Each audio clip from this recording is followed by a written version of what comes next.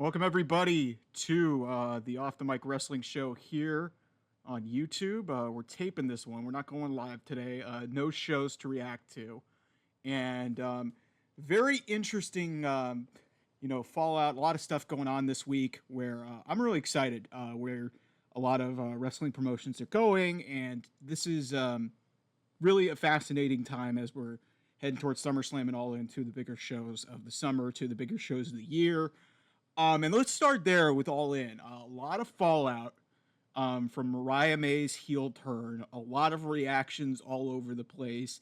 And I kind of wanted to cover them here, some of the stuff that I've been seeing on the internet. And by the way, moving forward, I'm going to try and maybe, do this on Thursday, basing some of the takes that I've seen from some of the stuff going on in the week, and then react to it. And if you guys like some of the stuff I'm saying or not, I'll put out a tweet and you guys can tweet at me and I will react to your opinions here on the Thursday show. And hopefully this can become a little bit more of a regular thing. So,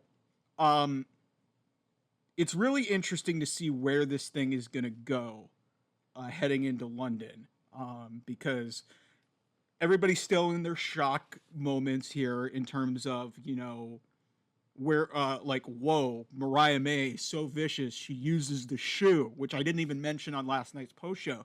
That was a signature moment, because watch out for the shoe is Tony Storm's big thing, and it was a powerful image. If you were paying attention to AEW social media, they showed a backstage clip. Mariah doesn't even say anything. Tony just looks devastated. She's covered in blood. It's a really powerful and really just a great angle to close out that show. And in terms of women's wrestling, it's like, yeah, that's a big message that you're sending across to everyone else, saying, hey, we got a hot women's feud going into one of our biggest shows of the year. So, yeah, I mean, it's definitely going to be interesting to see where both these characters go. I'll say this before I get into like what the path forward is. A couple people, and this is a common criticism of AEW, because there was a lot of blood on this show, and there's been a lot of blood. There was a closing angle similar to this where MJF busted open Daniel Garcia. Now, I'm not in any way saying that this angle was bad because of the amount of blood that was used, but it was definitely diminished a little bit because there was already blood from Bryan Danielson on this show. There was already an angle similar to this with Daniel Garcia and MJF last week, and AEW has gotten into this habit of just like, blading and busting people open for the sake of busting people open. It's like what we used to be like, it used to be a common thing in wrestling where people would bleed a lot and it would just add to like these matches. What WWE has done, even going through the PG era, blood has been way more effective when you do it like every once and so often. And I know WWE's stacked a couple of their major blood angles that have happened in the last couple of weeks, but still, they barely do it. And so if I were going to have a little quibble about that segment with Mariah May and Tony Storm, it would be, hey, you probably could have done a little bit better in terms of booking the rest of your show, and to not have so much blood loss being part of matches and feeling utterly meaningless. This still felt powerful, but it could have felt even more powerful if there wasn't as much blood on AEW's product, which, you know what, they're trying to differentiate themselves. I've always said they've got an identity crisis, but one thing that they've really differentiated themselves from in terms of them and WWE and even TNA is there's a lot more blood loss in AEW than really any other North American promotion. I mean, I don't really consider New Japan. New Japan, like, yeah, people know about it, but not as many people in North America watch New Japan Pro Wrestling as the other three promotions that I mentioned. And TNA Impact is significantly behind WWE and AEW. So first thing in regards to the fallout of this Mariah May and Tony Storm angle that came out and what's leading in All In. And I got to give credit to a show that I was on. I helped produce for a handful of weeks, Busted Open Radio. And Tommy Dreamer had a really interesting point. And basically what he was saying is that when Tony Storm does come back, and she shouldn't come back right away, she should be off TV and sell it for a while. But what he said, and I thought this was really great, is Tony Storm should not come back as Timeless Tony Storm. She should come back as the old Tony Storm, mean all business, and this should humble her more or less to like, hey, get out of the alternate reality that she's been in since she won the title as Timeless Toni Storm. And she's had a long, really great reign with the title, but it just seems like, yes, this character is goofy and it's over the top, but this is a world championship match and she just bled. She just bled after a long 8-9 month storyline build with Mariah May, who just turned her back on her.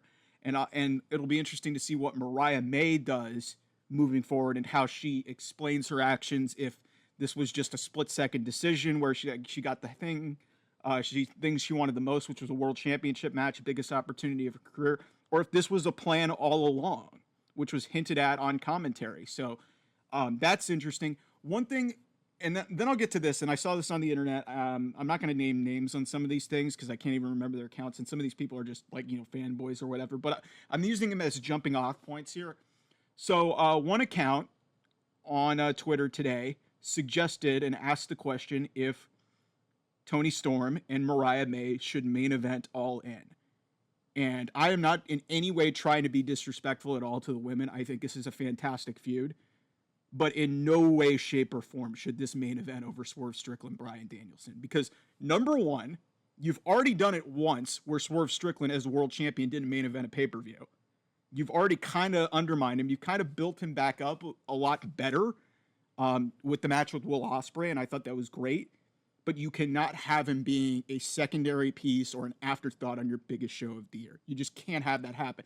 Also, Bryan Danielson, arguably your biggest star, who you brought over from another company. Yes, he's not the world champion and he's lost a ton, but he's widely considered the greatest wrestler in the world in his final year of full-time wrestling. He's not going to fully retire, but this is one of the biggest matches of his career. He's going for the world championship.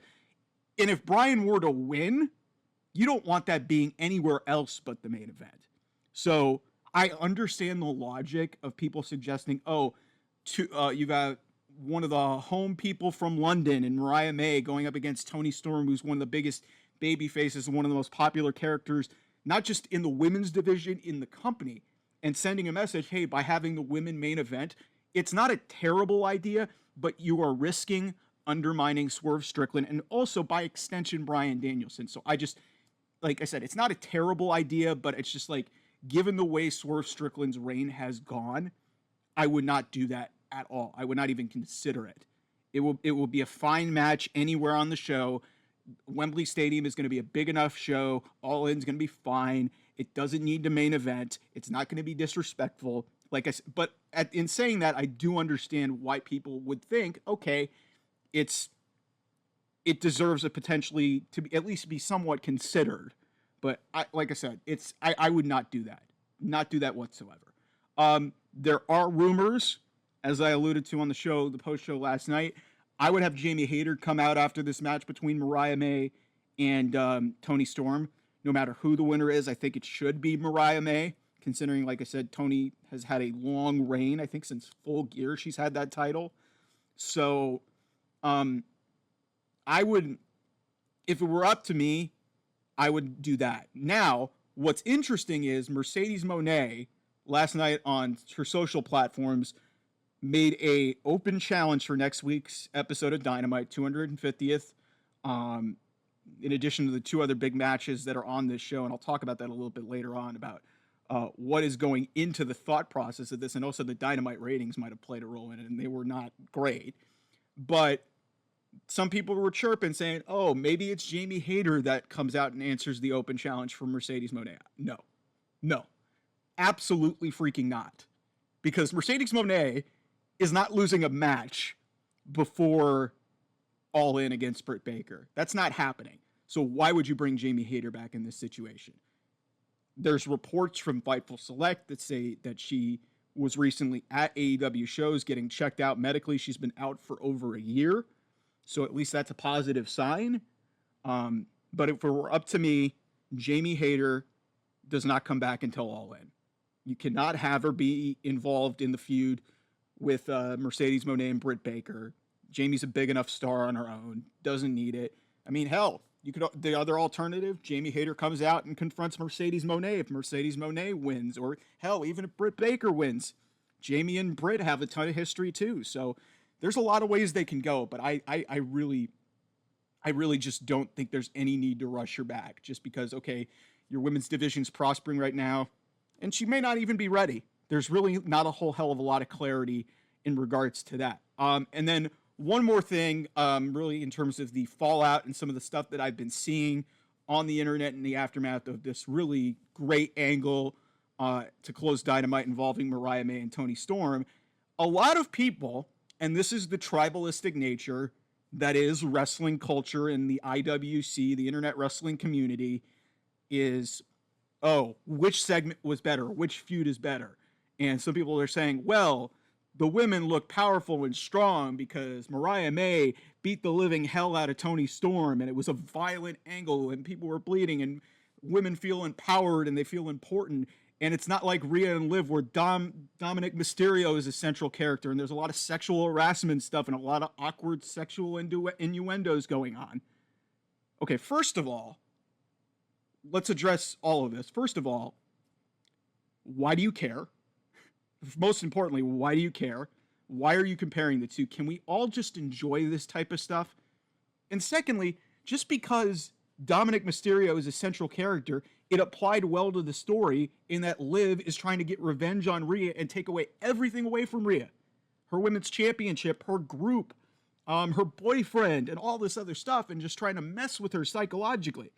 Just because there wasn't like a profound attack or anything like that doesn't make it better or worse than the other thing.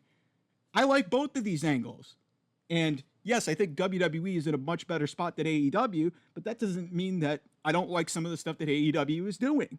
So can we stop just comparing these two products and trying to say, oh, which segment was the best one? We did this with the main event of WrestleMania with Roman Reigns and Cody Rhodes, and we compared it to Bryan Danielson and Will Ospreay at Dynasty.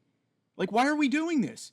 Can't things in wrestling be equally as great? But it's like the LeBron Jordan debate. It's like, okay, you're arguing different eras, you're arguing different things, you're arguing different feuds, you're arguing different stories. That doesn't mean that they can't be great in their own right. So please stop arguing about this. I'm pleading with y'all, okay? Come on. All right. Let's continue. Actually, a lot of this show is actually going to be dedicated to women's wrestling, which I actually think is really cool because it's a really good time in women's wrestling. And so Bayley, the women's champion in WWE, was a part of Cody's new WWE social media show. What do you want to talk about? Which I think is great. And they drink. It's sponsored by the Wheatley vodka, the American vodka. It's taking place in his bus. It's a great little idea from WWE.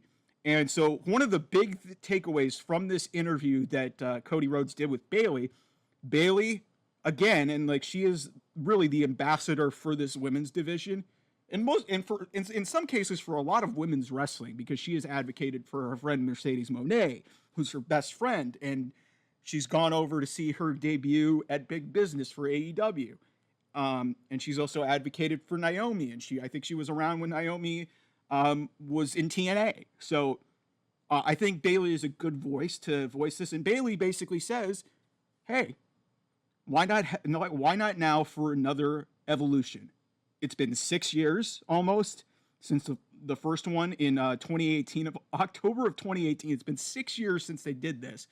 And a lot of the circumstances of why that show came about were very political, because it was like one of the first years of the Saudi Arabia partnership and women couldn't go. So it was really kind of appeasing the female talent, and it really went over well. It was honestly one of the best pay-per-views, premium live events that WWE put on in 2018. And 2018 was not a great year for WWE for most stretches of it. Like, there was a lot of problems that were going on in that year. So, but I like this idea, and I think now is the perfect time to bring back Evolution. Perfect example. I just spent a large chunk of the first part of this show talking about women's wrestling. I've talked about extensively lately some of the big signings. Julia is going to go to NXT. She's a big international star. Stephanie Vaquer is imminently going to arrive in NXT as well. You've got Jordan Grace crossing over into TNA from TNA into NXT and WWE. You've got great things going on with AEW. Obviously, this is going to be WWE, but like I said, specifically with NXT and TNA crossing over, I think that is a great opportunity to maybe stage an all-women show. Because if you watch NXT, and I've gotten more into it under the regime of Shawn Michaels in the last like few weeks or so, couple months, Shawn Michaels really knows how to book women, and he's really done a great job in a lot of cases on with his 2 hours of NXT content that he puts out every single week to have a lot of women's matches and women's segments on a show. So you could do it like you could do it as a special TV event on NXT potentially. You could make it be a premium live event, but there's no reason why you can't have a whole show, 2 to 3 hours, completely dedicated to women's wrestling. And you could have the women's championship on that show defended. You could have all the women's championships. You could have crossover things between TNA and NXT and TNA and the main roster. Like, you can do a lot of cool stuff here. Like, there's so much talent, specifically in NXT, but also I think the women's roster, main roster in WWE is really, really good. And I think this would be a really good idea. It's long overdue, and you don't need to have any of the political BS that led to the first one coming about.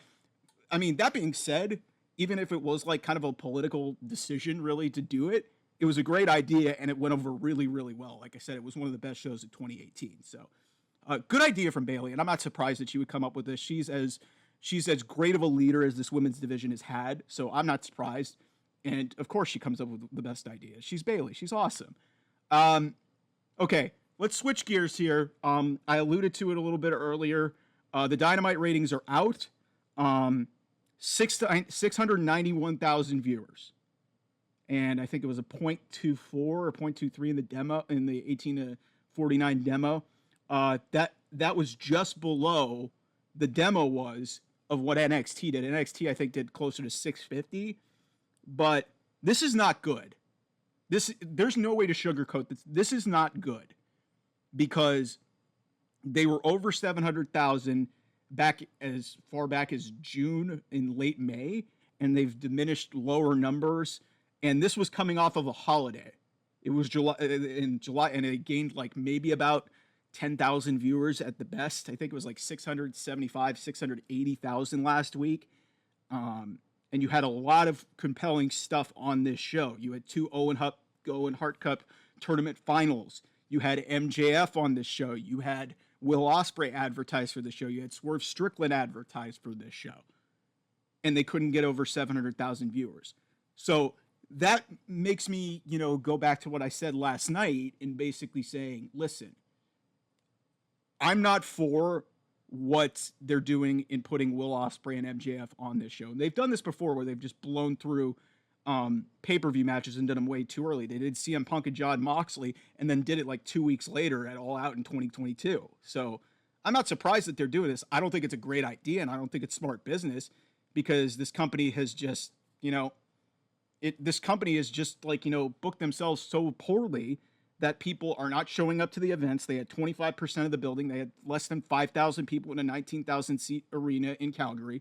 That's not good. There's no way to sugarcoat it. It's not good. And I get arguments from marks and geeks on the internet basically saying, oh, well, who cares? It's like, that's part of business. Just because you like it doesn't mean that this is good business, okay? And that's ultimately the message for AEW to be sustained. Like, this isn't a sustainable model. Just because Tony Khan has all this money doesn't mean it's a good business idea.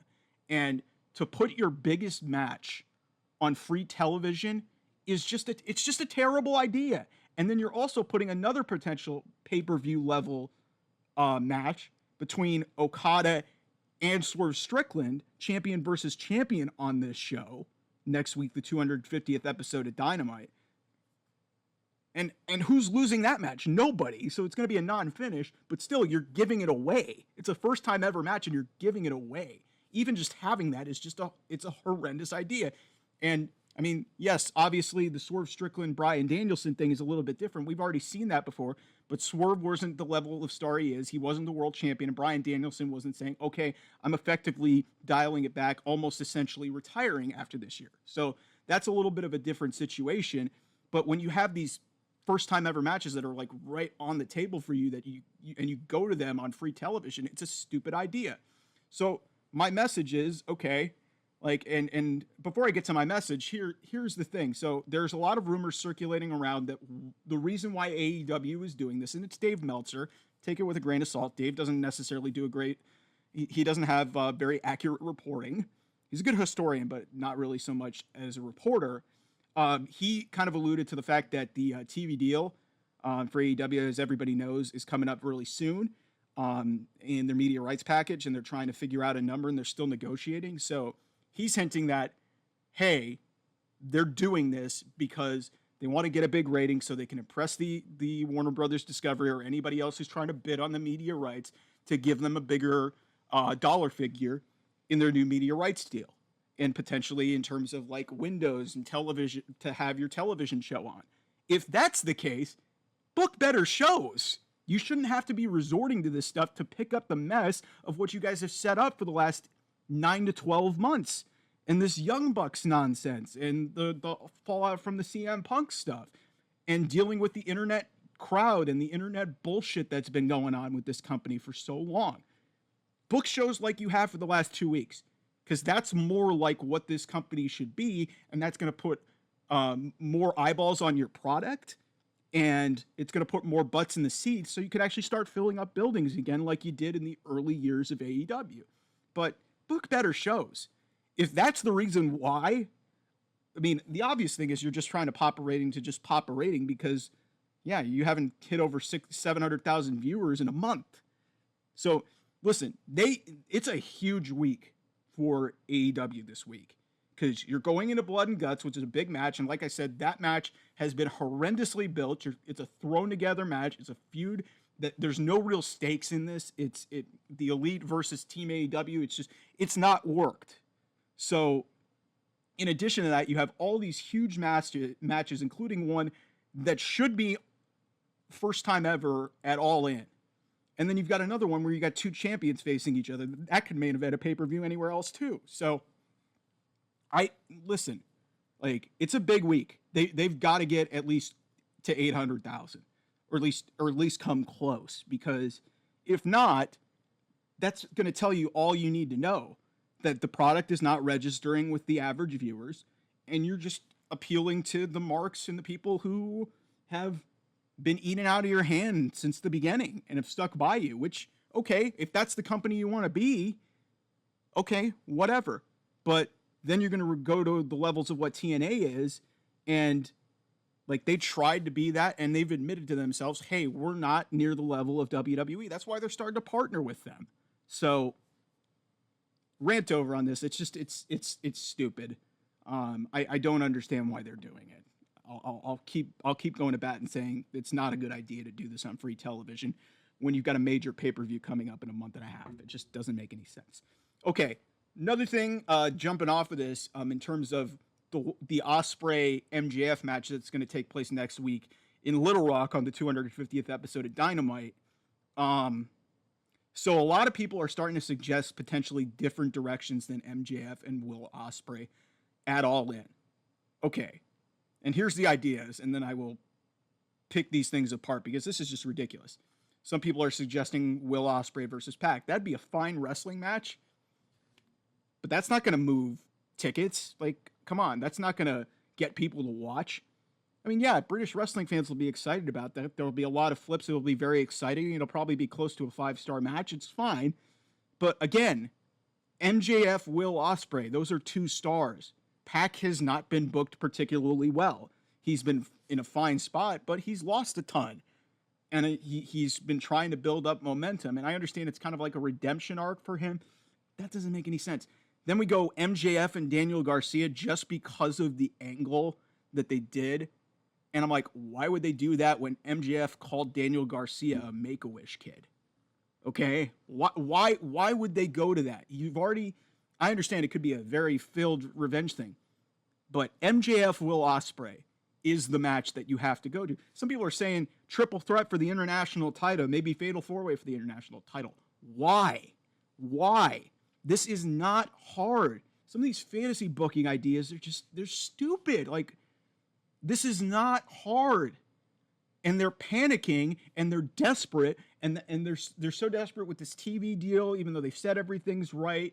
Their ratings have been flagging below 700,000 for over a month now, and you're trying to justify this. Like, I see like these not these troll accounts, these geek accounts that are saying, "Hey, man, I can't wait to see Pac versus Will Ospreay and MJF and Daniel Garcia instead of MJF Will Ospreay." What?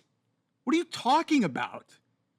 Those are two of the biggest stars in your company, and they already started to set this thing up like it's going to be a big time match, and then it's happening next week. Just because it's happening next week doesn't mean it's not going to happen again. Again, I think it's a stupid idea, but why just because this match is happening next week would you go away from a bigger match? Like, even as a second time, I would take MJF and Will Ospreay over any of these options.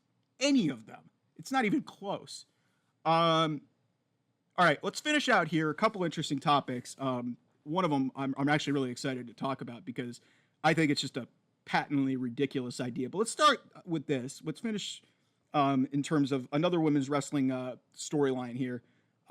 Stephanie Vaquera, as I've talked about, is going to NXT. There's a lot of information that's actually come out in the last 24 hours in regards to her departure from CMLL and New Japan Pro Wrestling. She just did not show up to a show that she was supposed to be at, and she was at NXT Heatwave over the weekend, which I find really interesting. And I guess CMLL and New Japan Pro Wrestling were not happy with how this was handled. She just basically left, and she gave her notice. She was supposed to headline a major event in San Jose coming up, and AEW also wasn't happy about this. They made an offer, but she ultimately went to WWE. She's been a fan of WWE. I think she tried out for WWE in 2018, 2019, but she's molded herself into this star. But WWE is where she always wanted to be. And some of this isn't even wrestling, to be honest with you. This is about, star power and, getting the American experience and, training in a performance center. And some of the other elements of this are also like, yes, obviously the world-class performance center obviously is a very attractive thing. To even mold your craft even more and get more encompassed with the North American and United States audience. But I mean, you've seen it with Julia. Like, she's doing the same thing. It's like these people want to be in America. These women want to be in America, and they want to, the American dream. I know that's kind of cliche, but they want to experience a lot of the things outside of wrestling. So if you're going to be mad and be bitter saying, hey, she's worthless, she's a backstabber, get a life. Go outside, enjoy the summer, have a drink or something, and just pipe down. Like, if you're mad about somebody for making a decision that's ultimately their lifelong dream, and that's what Stephanie Vaquer and even Julia made a decision to do that and didn't go to AEW. So I don't fault her for that, and we may never know how close she was or if she was even negotiating with AEW. I still think it's ridiculous that AEW literally put her on one of their biggest shows of the year, and she ends up putting on a fantastic performance, outshines Mercedes Moné, wins over that crowd, and not even 2 weeks later, she's going to your direct competitor. Like, how do you not have a plan in place? Or just don't book the match. I understand that one of the reasons why that match was there is because the title that was made for Mercedes Moné, the New Japan Strong Women's Championship, which went to Willow Nightingale because Mercedes Moné got hurt in that initial match, and then Stephanie Vaquer ended up ultimately winning it from Willow. They needed to get that title to Mercedes. But if in any way you're trying to book this and you think that there's no chance that she's going to be in your company, why even put that match on pay-per-view? Because you're giving eyeballs to the other company to go sign that person. That just feels like, business malpractice. And like, it's not a good look. I said it last night. It's not a good look for AEW that this happened. And also in the amount of time since Forbidden Door, like I said, not even 2 weeks, and she's going to your direct competitor. That's just a terrible look. All right, last thing, and I want to finish with this because this was an interesting topic. I think it was Wrestling News Co. tweeted this out, and I guess I don't know if it was like a take or if it was just a suggestion or something or maybe a poll, but they threw it out there. Should John Cena turn heel in his final year in professional wrestling. And my response is this: hell no. Hell no. The time to turn John Cena heel there was a window from about 2006 to 2012 that you could have turned him heel. That window closed with the initial 2013, around that point. So you got about a 7-year point. After that, you're basically, John's getting to be on the back nine. He's going into being more of a Hollywood actor. He was losing a lot more. And at that point, it was like, okay, people were actually starting to respect him a lot more at that point in 2015 when he had that great run with the United States Championship. But I would say at about 2020, at about 2012, 2013, that was about the last opportunity that you had to turn John Cena heel. And turning him heel in his last year in professional wrestling, in his retirement tour, makes absolutely, positively no sense from a business standpoint and just from a character standpoint. John, do you guys realize that John Cena has been a babyface since 2003? He turned babyface in his rapper gimmick in 2003. He's been a babyface for 21 years. 21 years. If you would have been at around 10, maybe you could have turned him. And there was a lot of speculation about that leading into the initial Rock match, that he could have turned heel, or he could have turned heel on the back end of the loss. But now that we're in 2024 and he's about to retire, that makes no sense whatsoever. It's a terrible idea because the kids and everybody loves him. And from a merchandising perspective, and a character perspective, given what we've known about John Cena for the longest time, and especially the promo that he cut, it doesn't make an ounce of sense whatsoever. Like, I understand people want to get clicks and whatnot, but that I saw that and I was just like, why in the hell would WWE even consider that possibility? That just makes no freaking sense whatsoever. All right, that's our Thursday, overhaul, our overlook at the week in professional wrestling.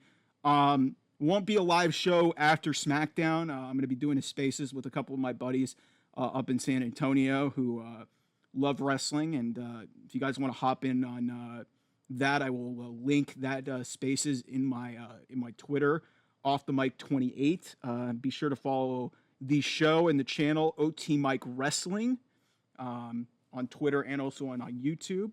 And like I said, enjoy Friday night. Should be very interesting to see if maybe we get some return. It's been a good week for WWE between the Joe Hendry stuff, the Rascals coming back. You have Rhea Ripley coming back. I feel like something big is going to happen on SmackDown. And great week in WWE. I'll talk to you guys real soon. Bye-bye.